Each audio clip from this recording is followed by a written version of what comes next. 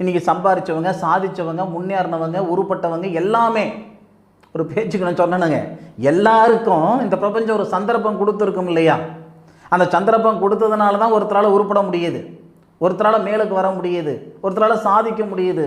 அந்த மாதிரியான சந்தர்ப்பம் மேசராசியில் பிறந்த ஆணுக்கும் சரி பெண்ணுக்கும் சரி இந்த நேரத்தில் இந்த பிரபஞ்சம் தரும். அதுக்கு ஆதாரம் என்னன்னா, தனஸ்தானாதிபதினு சொல்லக்கூடிய கிரகம் சுக்கிரன் தானே. சுக்கிரன் மேஷராசிக்கு 7வது பாவகத்தில் இருந்து மேஷ ராசியை பார்க்கிறார். தனகாரகன் சொல்லக்கூடிய கிரகம் குரு தானே. தேவகுருன்னு சொல்லக்கூடியவர் தனகாரகன், அசுரகுருன்னு சொல்லக்கூடியவர் சுக்கிரன். சுக்கிரன் உங்கள் ராசியை பார்க்கிறாரு, குரு உங்கள் ராசியாதிபதியை பார்க்கிறார்.